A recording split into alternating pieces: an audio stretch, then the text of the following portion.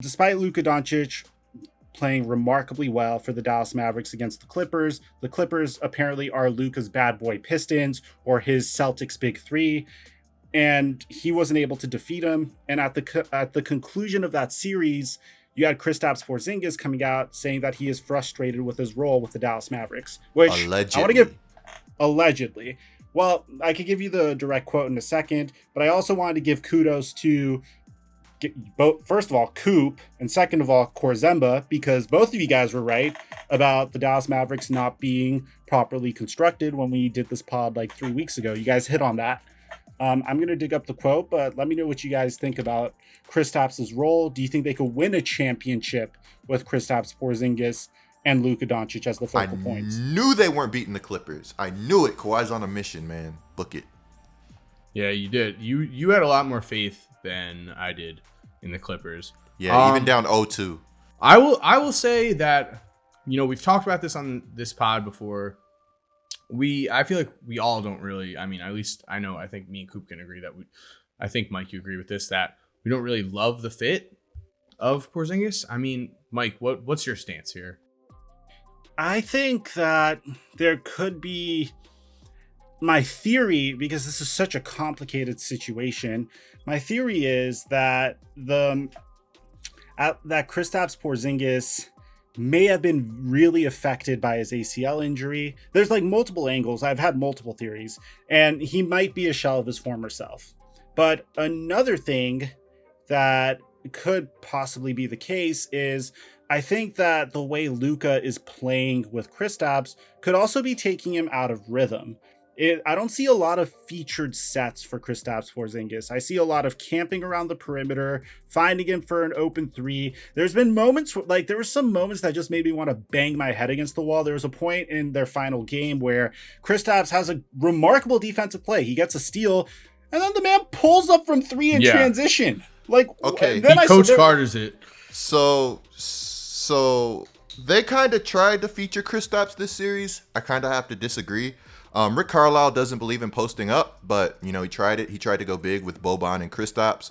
Kristaps wasn't able to take advantage of a 6'8" Batum, a 6'8" Marcus Morris. Boban struggled a lot in the series. If the Mavs wanted to win this series, going big was going to have to work. Again, Carlisle does not believe in posting up. So they did try some things with Kristaps, and I'm kind of in the camp of, I play basketball. I played at a high level. When you're the guy, it's hard to go from being the guy to being a spot-up player. And, being a spot-up player, I feel like these guys don't get enough credit because you go 0 of 1, 0 of 2, 0 of 3. It's like, well, you might not get an easy shot. You might not get a layup. You might not get a dunk, right? You just have to keep playing your role and, hoping that ball comes your way. And when it comes your way, you have to knock it down. I'm one of those guys when I'm playing to whereas if I'm controlling the ball, I'm pulling up off the dribble, I'm able to get my rhythm. I'm going to be hot. I'm going to knock down shots. It's tough for me to spot up, and I feel like I'm a pretty good shooter. Obviously, I'm not in the NBA, but that's another story. And to touch back to Kristaps at the same time, Luka's drawing like 2-3 people every time he drives, every time he tries to create. So when he kicks out to Kristaps has an open shot, or, he's got a defender running at him for a close, and Kristaps should be able to capitalize off of that. If you can't capitalize off of Luka getting all of this attention, in what world are sets being run for you going to make that big of a difference? That's kind of where I stand on it. So I'm kind of on both sides. I see both sides. Listen, all right, I agree with that, and I'm going to go full negative Kristaps Porzingis at this point. I said I wanted to see more out of him. I said I wanted to, at the end of the day, let's say your shot's not falling. Let's say, you're just not scoring. You have to bring more to the table, especially when it comes time for the playoffs. You have to impact the game in whatever way you can. Kristaps Porzingis, if he's not scoring the basketball, he's not impacting the game. The man averaged 5.4 rebounds a game, 33.3 minutes a game in the playoffs. That is against the small ball lineup. And the problem is when it comes down to it, has he been overvalued? Is it possible that his ACL injury has come into serious play? I mean, even looking at his best season ever, he averaged 22.7 a game, shot 44%. He's never really shown the type of offensive versatility where you could carry an offense.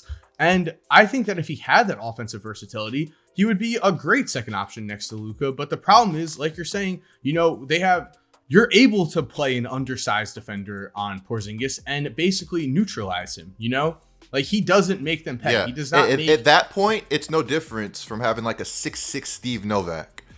Right? Yeah, exactly. You just have a guy standing around the perimeter waiting to take open jump shots. Like, he's not taking the ball to the rim. He's not, making guys pay down low. He is just, he's spotting up. And,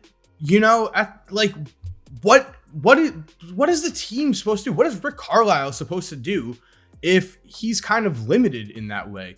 Like, Rick Carlisle obviously just can't come out and just be like, well, he has these offensive limitations, so we're doing the best we can.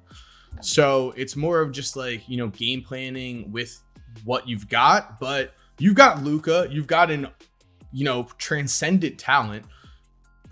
You're building around that. You need a second star. It seems like that gives you something else that Porzingis is just not giving you. Because what you can get out of Porzingis, you can get that spot up shooter that also plays defense at a much lower price. And, like, you look at a guy like Mikal Bridges for the Suns. Like, that guy can shoot. That guy can play defense. He knows his role. He's not considered the second best player on the Suns. The Mavericks need someone else as their second best player. They need either someone who can create more, who can, take that burden off of Luka, or maybe they need a center who can run the pick and roll with Luka and who can also defend the rim. They need someone else. If there is a deal out there for Kristaps Porzingis where they're getting equal value or at least close to it, I say, you go ahead and you pull the trigger on that deal, because I do not think this is a match. Now, where do you guys think Porzingis playing would be a good match? Because I'm not going to lie, just the way that he's been playing, I've kind of just soured on him as a player. Like, the last thing in the world I like to see is you get frustrated. You're not playing as well as you should be. You say the ball isn't coming to you as much as you want it to, and you kind of just start pouting a little, and you don't put as much effort as you can. Maybe if he had played 110%, maybe if he had, crashed the boards, tried to impact the game as much as he could, even though his shot wasn't falling, even though he wasn't scoring, maybe the Mavericks pull it out against the Clippers. But I think that's the difference. Believe it or not, you guys are going to hate me for this, but I do think Kristaps Porzingis could succeed on the Dallas Mavericks, but I don't think he could be a second star.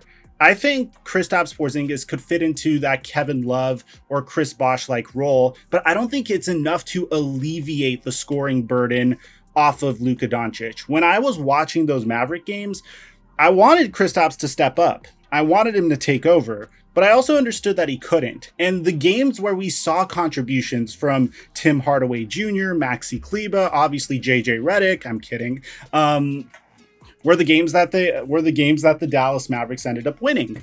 So I don't think Kristaps Porzingis is necessarily done in Dallas, and I don't think they should trade him either, because you're not going to get a good return. And apparently no team is currently interested. And according to Kevin O'Connor of The Ringer, the Mavericks, it's unclear if the Mavericks are officially shopping Porzingis, but even if they were, there will not be many takers if so, claiming that the trouble here is that the Mavericks are facing a challenge to make massive changes to the roster. Porzingis has 2 seasons left, plus a player option for a 3rd year left on his contract, and teams don't want him, even if they tried to trade him.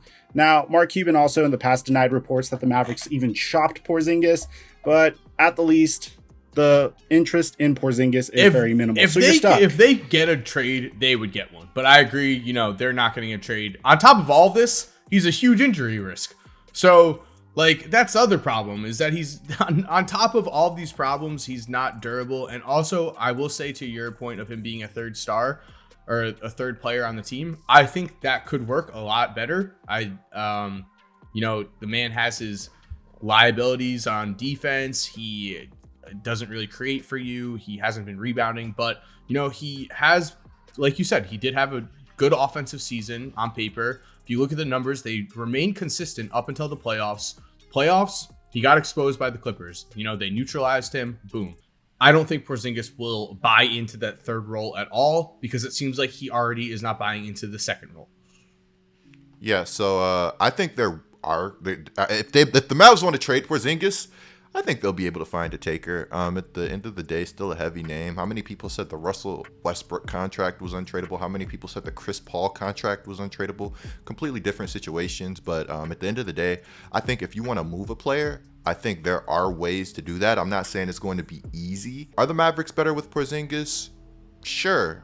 Depends on who you're replacing him with. Yeah, so guys, we are capping off the giveaway to the first 40,000 subscribers that turn on our notifications for the Laced Up podcast. All you have to do to enter for a chance to win a PlayStation 5 or an Xbox Series X is subscribe, hit that notification bell. If you want to do us a favor, leave a like on the pod and let me know in the comment section down below when it's done. You'll enter for a chance to win a PlayStation 5 or an Xbox Series X. If you're still here while the music is cued, here are 2 videos I think you are definitely going to enjoy. Make sure to click on one of them. Again, I know you're going to love it. And other than that, have a great day and peace.